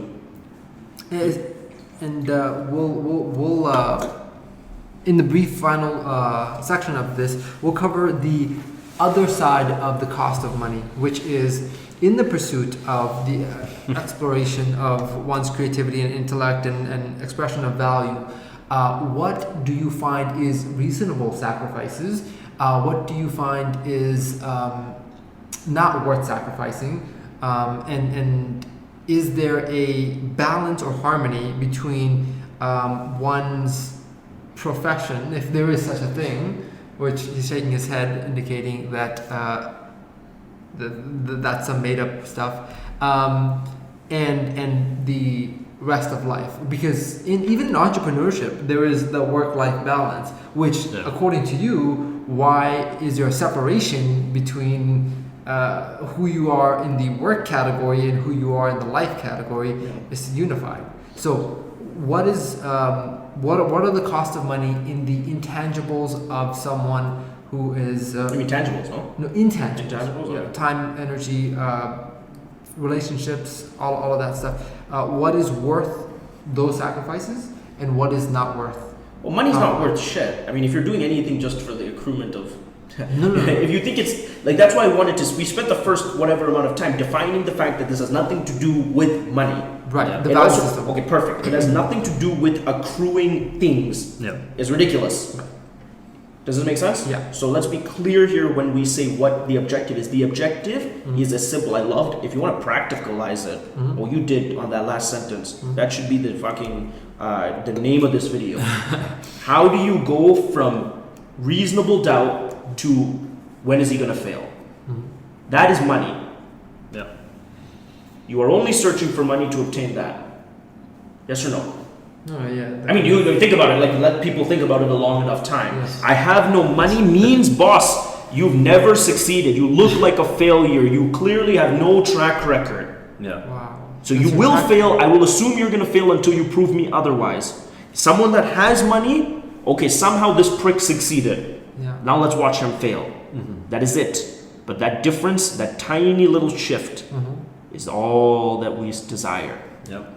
So what I'm asking is Now, I wanted to just define that because so people don't misconstrue that we're talking about money in its shallow, Yes. nasty format, Yeah. lying on the beach type of stuff. By the way, guys, most beaches around the world are free, and most beaches are like hot, and tropical. You can go now. Yeah, that's true. You trust me, you can go now and live there forever. It's probably cheaper than living in whatever city you're living in. Yeah. Have you heard about the analogy of the fisherman and the MBA No. graduate? No. So an MBA graduate is walking down a pier. He sees a grandfather with the grandson Yeah. fishing in the pier. He sees that the grandfather has caught a lot of fish. The MBA graduate, strutting his new knowledge, says, you could begin to sell your fish, and if you know the best spots to go catch the fish, we can hire more staff and we can catch boatloads of fish. And I have a distribution Yeah. plan, and we'll sell fishes internationally. And, Wow. and the grandfather kept asking, then what, fish then club. what, then what? And he said, then ultimately we would have a big office and all this corporation stuff. And then what? Then we'd probably sell our company. And then what? Then you'd have millions of dollars to spend time with your grandson. Yes, which I'm already doing. Yeah, To go So- back to fishing. exactly. So Well, that's a ridiculous, quite profound analogy about how ridiculous the Yeah. pursuit of money for the purpose of money sounds like. Yeah. Okay. Now, the pursuit of money for the purpose of shifting that paradigm. Yeah. Oh, everything. what's that? Oh, everything. Sacrifice. Just die doing it. Yeah. Wow. Die doing it. I don't understand. I would never be able to comprehend what wouldn't fall under that spectrum. And that's why we're 13,000 kilometers away. I mean, that's not, I don't even look at it as such. I don't look at that as sacrifice. I have no concept of sacrifice. What is sacrifice? Are you insane? Like, sacrifice is doing something I don't want to do. I've never done something I don't want to do since I was 18 years old. I'm 13,000. I'm not 13,000 kilometers away from what? Oh yeah. I'm here. You're here. When I'm somewhere, I'm there. Like, that's me. Yeah. Like, you know who I am, you know where I am, and that's it. Like, that's bottom line, point blank, period. I'm doing it. Yeah. So I would think that it's insane to think that you're sacrificing. You're not sacrificing anything. Sacrificing is like the government forcing you to go to war. That's some sacrifice shit. No, you know, hopefully this is enlightening for both Ariel and I about just how superficial the concept of entrepreneurship is being marketed as. it's a good marketing tactic. It's Yeah. tremendous. Like the number one marketed profession in the world. Like doctor might have been, I think doctor's still up there. It's slowly, dude. I was on the path to becoming a doctor, right? Now I bash on. But that's doc- obviously because you didn't you didn't do it. But like, I mean, That's because you did network marketing. no, but let's be clear. I mean, the doctor's pretty cool. He is pretty cool. Doctor's pretty cool. But then you say, okay, does he have time to spend the money, or does he have the ability to take off, or like? If you're becoming a doctor I know, it's for the probably- pursuit of money or the pursuit of time, you are like Wrong. completely a lunatic. Because I can show you much cheaper and faster ways to like make money and make time Yeah, than to yeah. becoming a doctor. You become I guess that's the part that they A doctor to overlook help. or don't. well, you become a doctor because you can't do anything else. Because you wake up with the obsession to investigate why people feel bad. Yeah. Yeah. You're a deliverer of joy. Now, that's clearly not how most people feel about their doctor, but that is what they are. No. A human being that wakes up thinking that all he wants to do is pick and prod at another human being's body is, first of all, not someone looking for money. Yeah. No one has found a fortune inside of someone's ear. Yes or no? That's for sure. Yeah. Right? No one has found a fortune ripping out someone's heart and like performing heart surgery. Is it a high-paying skill? Sure, if you think $500,000 or $400,000, whatever that means. I mean, that's fine. I mean, do you think that saving someone's life is like less gratifying than what a doctor makes? No. Of course. I mean, I will make $1 billion and never feel that gratification. Yes or no? Yeah. He can go to the grave saying that Sharpan, you are so many things, but Did you ever save a life? Did you ever put someone in an anesthetic state, shove your hand down their ribs and pull out that heart like God himself and breathe life? But no, I can never say that. So I mean, that's why you become a doctor, because you're obsessed with that type of shit. Yeah. Wow, you know what's interesting? I think what you've just mentioned, and I wanted to talk about this because I think we all, the philosophers of a utopia wonder about a moneyless society. Okay. But not necessarily a valueless society. Sure. In that society, whatever you believe that your obsession would be, Yeah. would it be correct to bring that into your current reality and say, let me follow that path of my obsession? Sorry, I don't understand the question. Can you repeat that? Yeah. If you can transport yourself to a reality in which there is no need for the production of money, Okay. where your needs are met, Okay. whatever your obsession would be in that reality, Okay. if you could bring that into your current reality, Why not? why not pursue that? But why not? I don't. What? Like, who doesn't do that? Most people No, don't. obviously it's a rhetorical question. But you get my point. Yeah. Like, how can you advise them otherwise? These are they're clinically insane at this point. No. You're saying, why don't you find a way to make a living doing what you like? Yeah.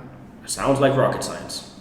It's Something Sounds so like- simple for us. Yeah. No, it's absurd. It's absurd. The concept that you go and you earn money by working, as whether you're an entrepreneur or you're Bob the janitor, whoever it is.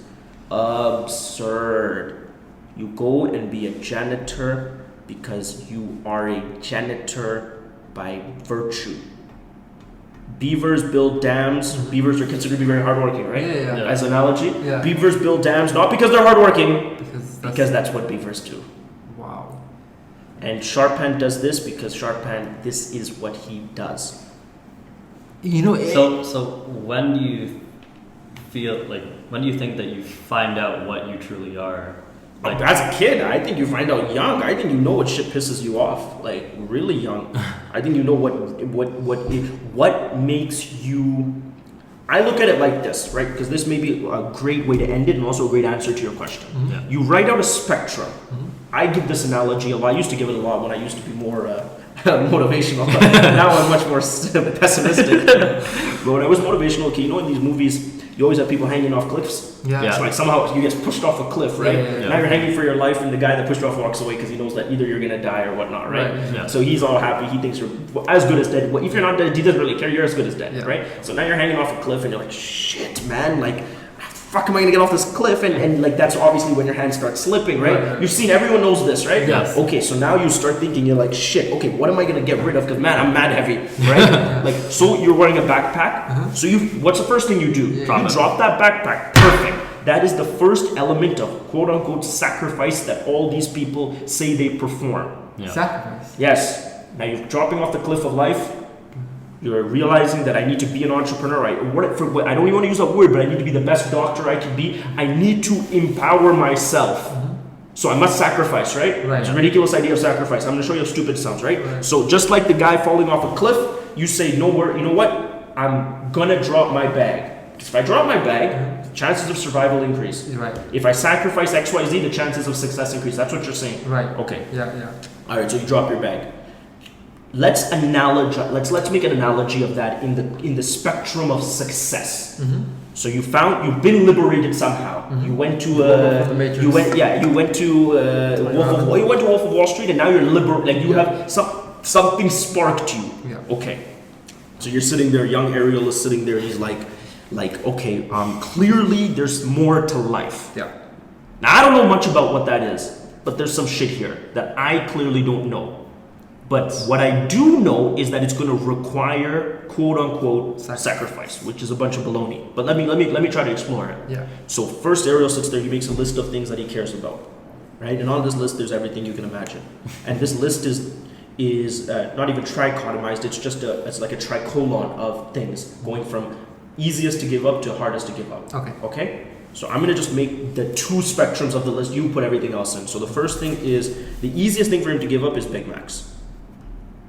Just assuming he has this obsession with Big Macs, okay? It could be anything. It could be something super remedial. What's Big Mac? Like a Big Mac, like a McDonald's McDonald's. burger. I mean, How would that help with this? listen, it sacrifice? could have been a video game. Say Something, video games. no, okay, something absurdly That's- simple. okay, You video get my games. point. Okay, now not even forget it. Let's even make it more simple than that. Let's make it something like, yeah, okay, let's go video games, okay? Now, I actually think video games are really hard to give up. That's what's let's go. No. Let's go something simple. Okay, Ariel currently plays on a flag football team every other Tuesday. Okay. All right, that is the easiest thing for him to give up. That's number one. Yeah. Okay, and the hardest thing for him to give up is his pulse. No. Wow. What a special. You put the rest in there. Okay. Okay, so he writes down this list, and he's dramatic enough to go all the way here. Wow. He gets to that. He explores the dark part of his subconscious. He gets there, and there's a long list. Yeah. And includes deaths of family members and wars and video games and addictions, and it includes everything that he thinks he needs to give up to become this ideal of himself. Right. Okay, do we get this part? Yes. Yeah. Okay, whatever his pursuit of success is, that's really irrelevant. This is what he thinks sacrifice is. Dude's falling off a cliff, right? He tosses off his bag. That's like Ariel giving up video games. Oh. Do you commend him for this? Of course you don't, because it was such a simple sacrifice. Right. Right? Yeah.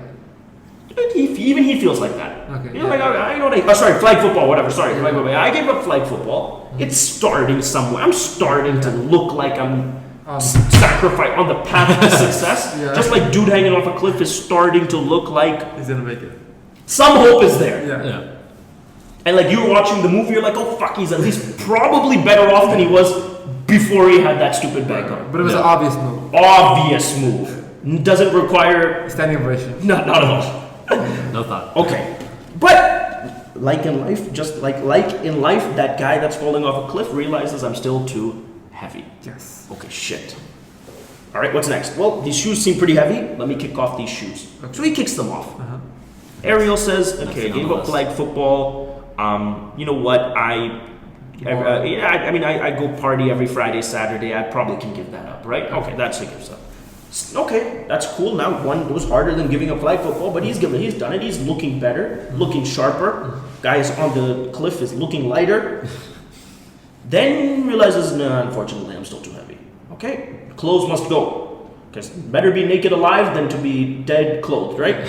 So he starts to take off his pants and starts to take off his shirt. This is kind of uncomfortable for him because now he's like in the wild, like in the air, in his human state. Yeah. So that's kind of uncomfortable. So then Ariel, the success cliff, he's looking at that saying, "Oh shit, I'm not successful yet.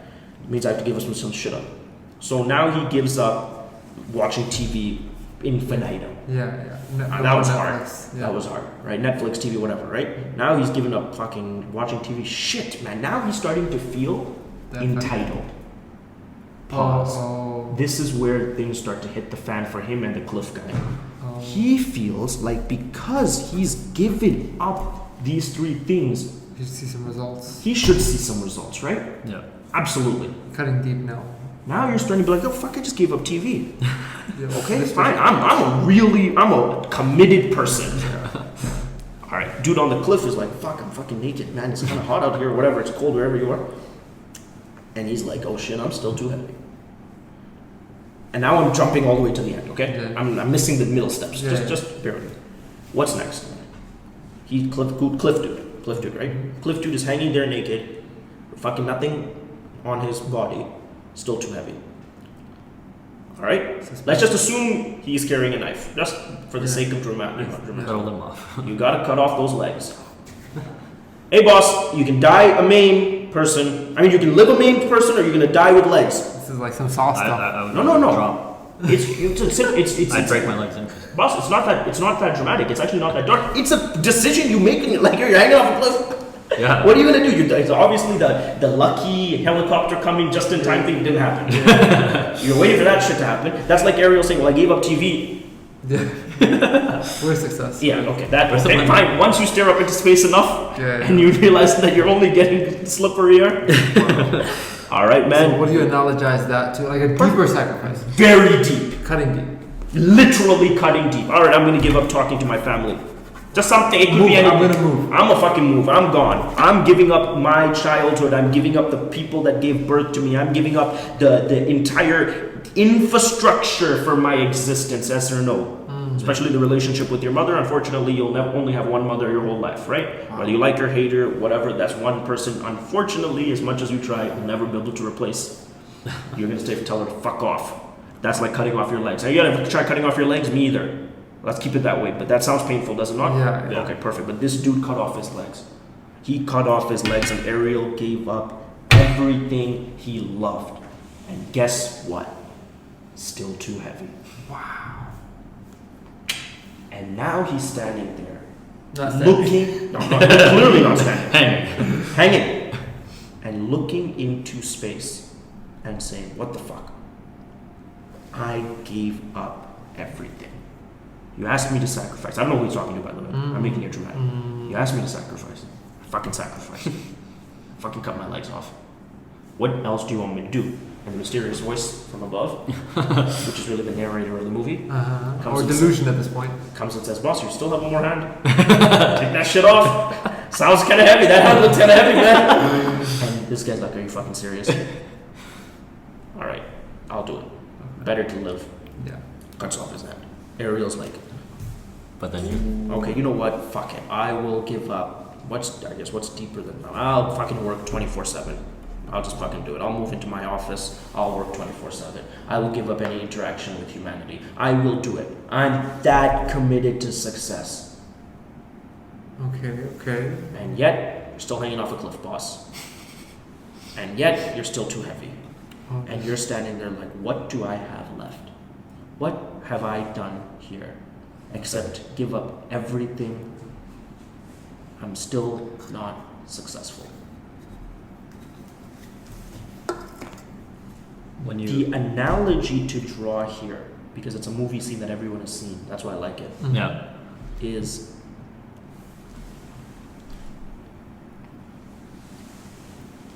desiring success and thinking you are going to sacrifice is equivalent to that clown.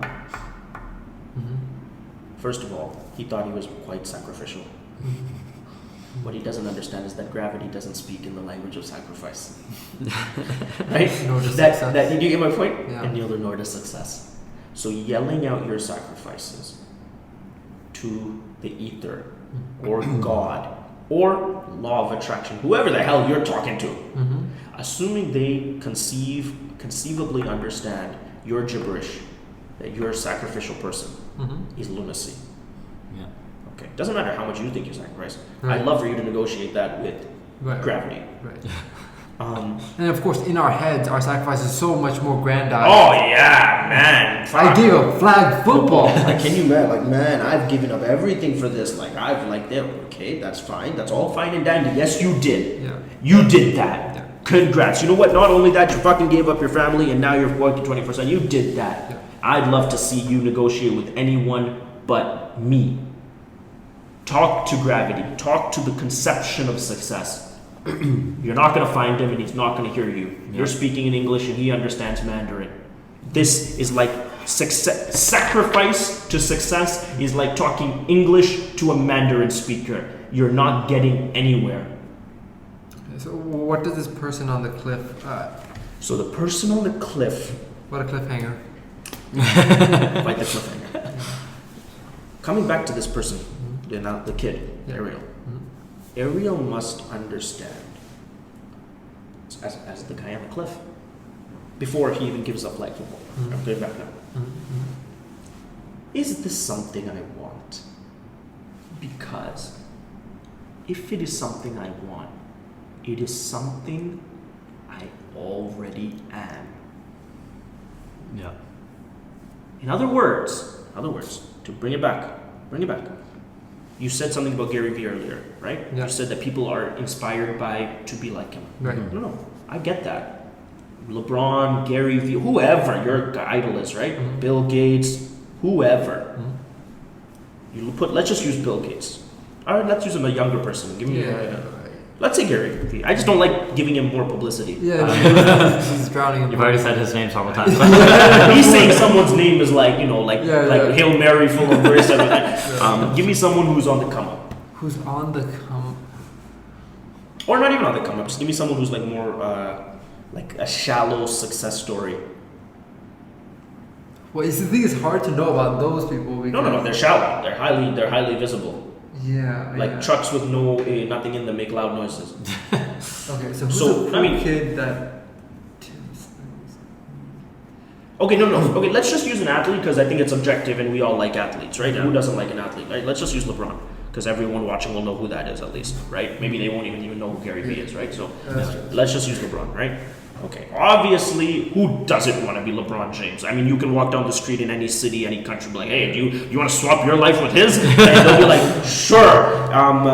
Because it's looking at him, it's like magnificence, right? It's obviously God-given athleticism, but a tremendous amount of accolades.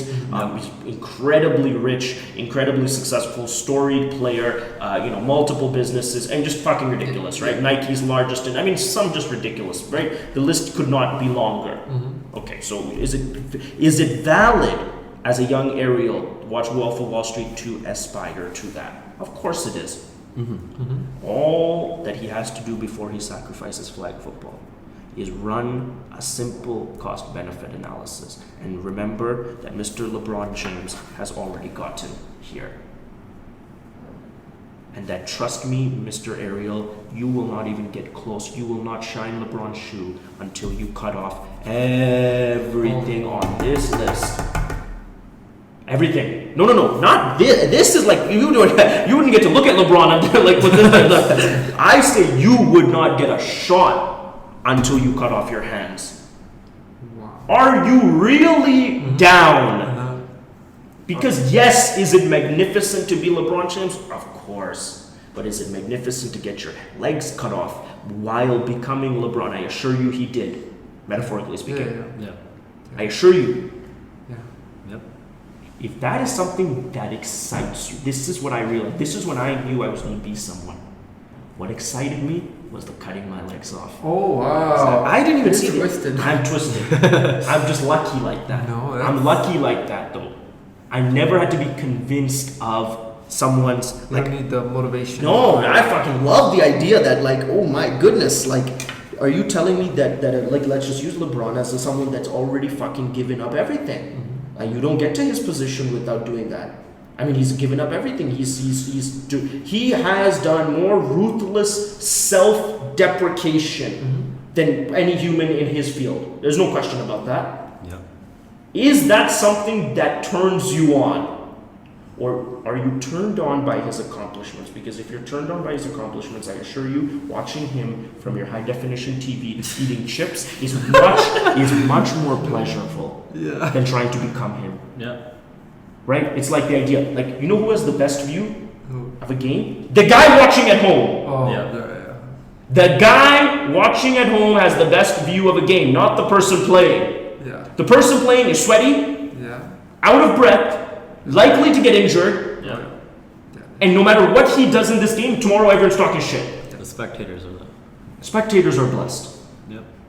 So before you even conceive, why sacrifice? Oh wow, that's a really good point. Obsess. If you are naturally twisted, or can at least format your consciousness, subconsciousness to be twisted, and you get off at the grimy shit that these guys go through, The process. oh, then you don't even need you're there, boss.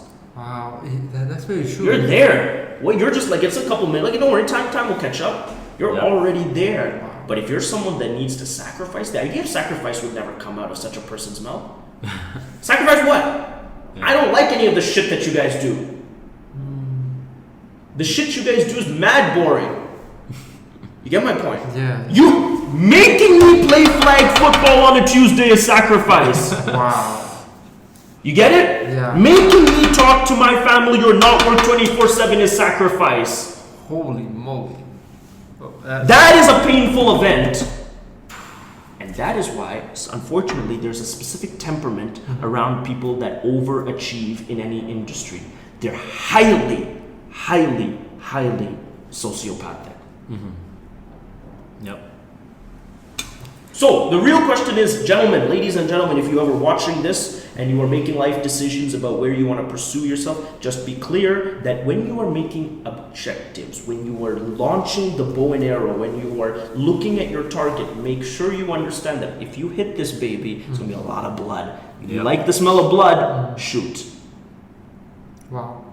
Because the fried chicken that you get is way after a lot of shit that went down to get that chicken. That's true. You get my point? Yeah. They like the end result, but not the process. Like the point. It's like fuck the process. It's the same thing. Like there's no process. You get my point?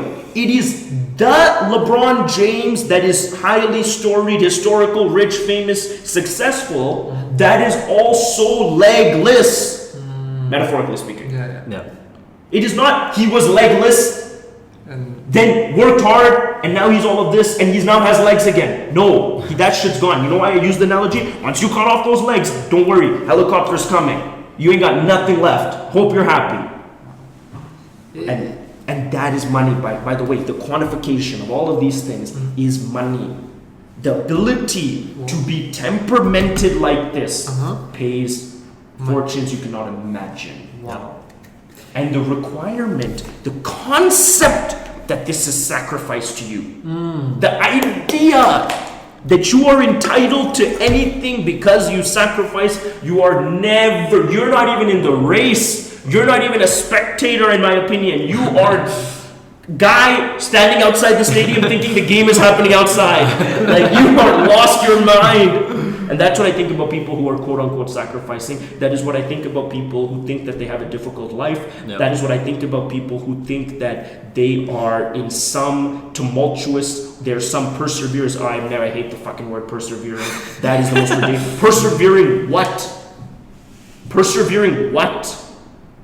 Man, this is definitely a very, I don't know, psychotic or extremist view that is required for the kind of Top 1%. actualization of a 0.0. full human's potential, which I don't think most people are not even able to even fathom. Forgive me, do you want me to moderate this? I can actually, just before you finish it. Guys, you don't need to go here. To 24/7. Why? That's ridiculous. Okay, You need to just figure out, hey, as soon as something feels like sacrifice, that's your potential. oh, So my point is, let's just say this is LeBron James. yeah. Okay, maybe your goal is not to be LeBron James. Maybe you're completely content with being a high school basketball coach, but that's still more than you are today. Okay, you can still pursue further. Definitely. You don't have to cut off your You don't need to be Einstein. You can still be a physicist. Right. Yeah. Yes or no? Yes. Yes. But that is a good But the key to even being the high school basketball coach is, what do you like about that?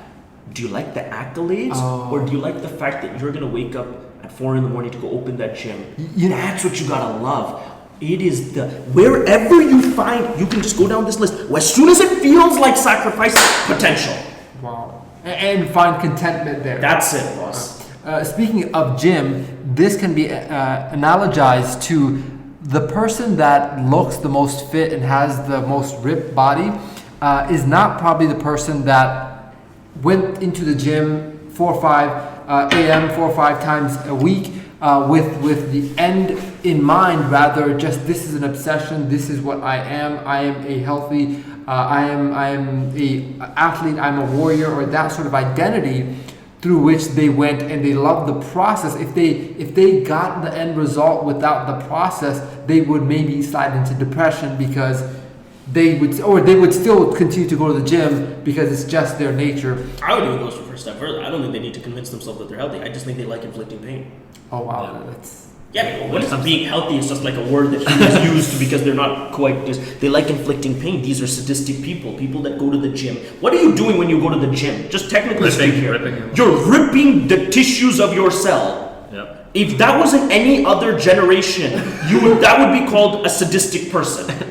That is a person who inflicts pain. And by the way, if your doctor is telling you like you should go for walks, that's not what we're talking about. We're talking about people who go into a gym to morph their body, to change their tissue structure, their bone structure by force. Yes or no? That is not a person. Like, I agree with everything you said. Just let's be clear here. You must love the shit. What other people look at, wow, Yeah. he looks great. Yeah. That guy didn't even remember that he looks great. Yeah. You're like, what? Oh, time to inflict some pain. Yeah. You get my point? Man. Everyone's looking at the wrong things. Now, to us, because we're not in such a physical shape, we Right. look at the wrong thing. Oh. Just like when someone looks at me or someone looks at you, they're looking at the wrong thing. Wow. Right? Yeah. The impressive part, not impressive, the joy. I think there's another thing. What you gotta love about the gym is the shitty drive to the gym. If you love that shitty drive to the gym, you're gonna be fine. You're gonna be Arnold, man. They didn't know stopping you. You get my point? Yeah. You gotta, and that's the cheesy, corny quote that I hate to repeat: champions are made when nobody is watching. The realism in that quote is somehow, some way, you're a tormented individual that loves some real painful shit. Yeah. Now, in the King Gym, I love the fact that you use that as and that's why, like, I think an athlete works really well for this. By the way, Exactly. I think an athlete works extraordinarily well for this.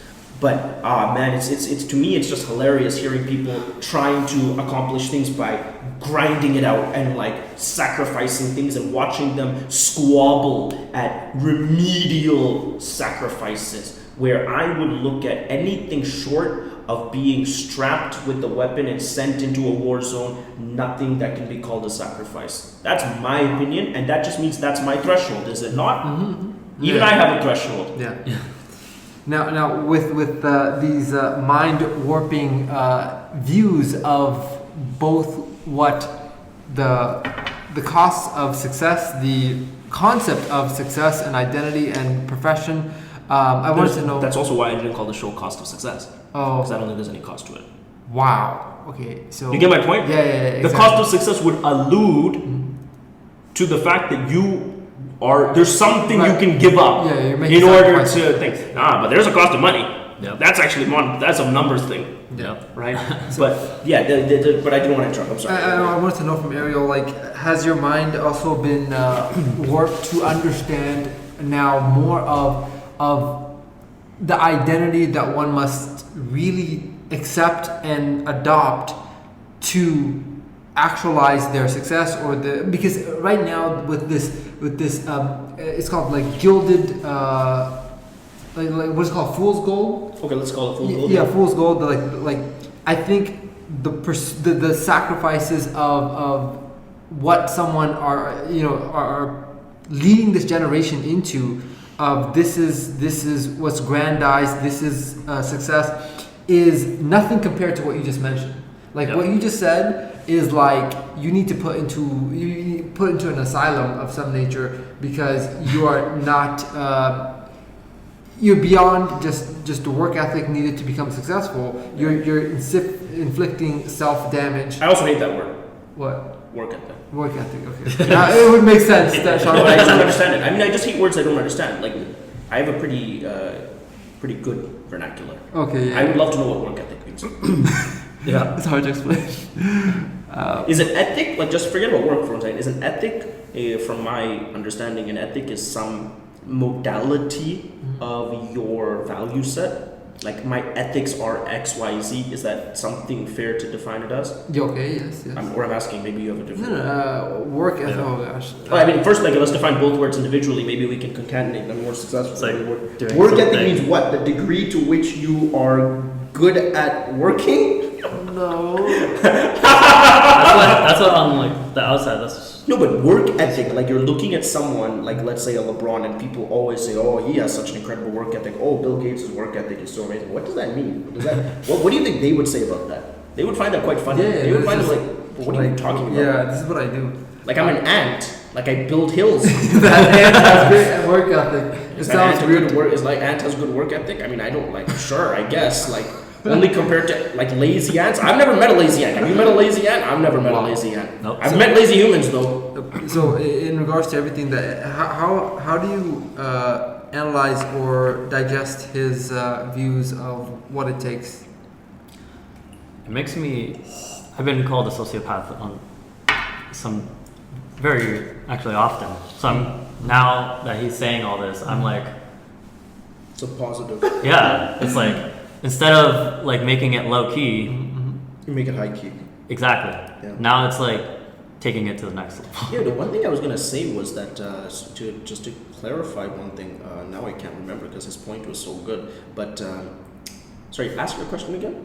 In regards to what he digested from your statements and your views of what it takes to actually actualize potential, Yeah. and so as you were saying about about Oh, sorry. Yeah, now I putting remember. that Thank you. forefront. Thank you for jogging my memory. A good list. I would say this: if you have extrapolated anything from what I said, apart from the fact that it's weird, strange that someone thinks like this, which is a fair Yeah. extrapolation, is this has a tremendous amount to do with things you don't control. Yeah. Yeah. And I'll give you one thing: I am a very lucky person. Because we do not really get to control too much, consciously speaking, after a certain age, what we love to do, right? Like you said, cooking or some shit like that, right? Yeah. So that, let's just say, is out of our control. Like for all intents and purposes, let's say it's out of our control. We can obviously argue that later as well. Okay. But let's just say what you love is, after the age of 8, is kind of there now. And you're going to die with that love, right? Then the question is, which one of those loves in 2020 make money? Yep. Yeah. That's something else you can't control. Oh, I see. So what you're saying is that you would have been doing what you're doing regardless of the profitability of it, but I mean, it's corny to say that, Yeah, but yeah. that is realistically the truth. And I was just tremendously lucky that in 1996, or in the era that preceded 1996, the year I was born, that the things that made me extraordinarily happy, i.e., just working on tremendously difficult analytical problems, pays very well. Now, had I been born 500 years earlier, I would have died. Because I would have came outside and said, guys, let's build some cool, like, innovative technologies and exactly. They would have been like, all Wrong right, boss, era. how high can you jump? Because I jump real high, and I would have died very quickly. Yes or no? Yeah. And so, had I been born in Renaissance Italy, Lorenzo the Magnificent would have been like, here, Sharpen, here's a paintbrush, and I would have been like, I'm good at selling stuff. Do you get my point? And you would have been like, oh man, you're such a loser. Like, you get my point, right? And had I been like, so in different areas in different times, which you don't really control either. I'm not sitting here saying that you're fucked or something like that. I'm just saying more like you must come to terms with the things. Now, what I do believe, and maybe to end optimistically where you're going with this, in 2020. By grace of God, because of the communication systems we have today, primarily the internet, but also the blockchain soon to be, everything can make some money. yeah, exactly. Internet makes it easier. If you were obsessed with dogs, Yeah. it has never been easier to make a fortune. Dogs is too easy. If Dogs, you make a lot of money being if you're obsessed with dogs. with, Yeah, you know, I mean, the if you're obsessed with like leather imported from the western part of Australia, some random obscure niche, you can still make a living. Actually, it's hard to find something that if you're not obsessed with and don't create content around, that you do create content around, that you won't find an audience with which to monetize. Exactly, and so that's pretty uplifting, no? Yeah. And so that's It's very uplifting, yeah. So actually. all I'm saying is, you need to tell me, hey, listen, for me, the construction of a business, particularly in financial technology, is something I'm willing to die for. Okay. No one else can say that. I've never met someone who can say that. Right. But if you ask me, hey, Sharp, are you willing to die for some good food? I'll be like, I'm not even willing to give up flag football. But there is someone that's willing to die for good food. Yeah. Get my point? That person just needs to diagnose that and figure out how to make money in It's that. the diagnosing part that most people. Why is everyone trying to be LeBron? Yeah. That's absurd. Yeah. Exactly. Or like trying to be Bill Gates. That's the most absurd thing in the world. You tell me what you want to do so you never have to. You never have to just. You're a being. Yeah. I should have to come and interrupt you. Did you eat today? Yeah, which people have to do that with Sharpan. Ariel, what did you take away from the conversation that we had today? Because there's a lot. There was a lot, yeah. Yeah. So, So, like, what did you I'm still processing. processing? Okay. What I'll mention, was it something that you think you'll marinate more on and come to some deeper, more authentic versus this gilded fool's gold Yes. sort of approach of until I get to X, you know, as opposed to this is my identity, this is what I wake up to do, and it's I don't do this maybe because I love it. I do this because this is what drives me, or this is what I live for. And that's the cost of money, Yeah. because this is what I will make the most money doing. Wow. Mhm. There's no question about that. Money is a representation of your ability to find the right thing to do. That is so true. It is. That's why money is so important. That's yeah. That is why money is so important. Money is the only thing that dictates. I can tell you, assure you, how good your money. Like I've met someone. I met one person that changed my life. He doesn't know it. Is he made some dumb shit. He was in charge of. In Canada, we have these it's a store called Tim Hortons, okay, and there's like these famous drinks, like iced cappuccinos and whatnot, right? Mhm. And the stupid lids that go on them are like really obscure lids, right? Because they're foamy, but they're like liquid drinks, so you need to have a specific type of plastic. Like he owns the factory company that produces all those lids.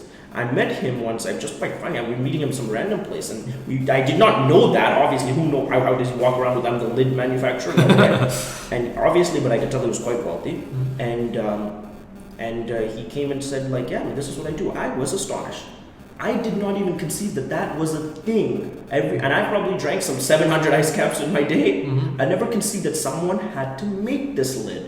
Yeah. And not only did someone make it, someone made it so well that guy made a fortune. Yeah. How did that impact your? Because that came to the realization that if you can diagnose, Mm. that guy became wealthy, or Yeah. his cost of his money is a representation of him finding that. Wow. Does that make sense? Yeah. And so the idea that everyone has to be the next Bill Gates Mm. is absurd, because you don't need to be Bill Gates. You will be far richer being some cook, Yeah. like far richer than your attempt to become Bill Gates. And that's just in the financial sector. How about fulfillment? Oh yeah, alignment? fulfilled. You'd be far more fulfilled. I Yeah. mean, it's not even your serotonin, oxytocin levels would go through the roof. You trying to be Bill Gates and thinking that you're sacrificing, or thinking you're gonna be LeBron, just thinking you're sacrificing, and that you're like the fact that it upsets you to give up flag football. If that's the case, boss, you are doing the wrong thing. Okay. To conclude this, one of the key words that will never be the same for me is sacrifice. Yep.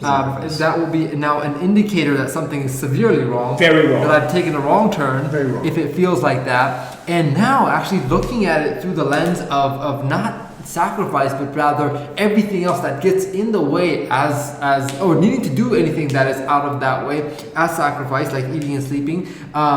We can take a look at this cliffhanger and realize that maybe from an outside perspective, it looks like he's cutting off his legs. But to him, he is very content doing what he is completely in. You couldn't do anything else. You couldn't do anything else. You couldn't tell him to. Exactly. So if whatever it is that you love, whatever it is that lights you up inside, and right now, most likely you're not doing that thing, so you have to kind of fantasize about that. What if you could do that without any sort of reprimand or without any sort of distraction, and everything else in life is a distraction?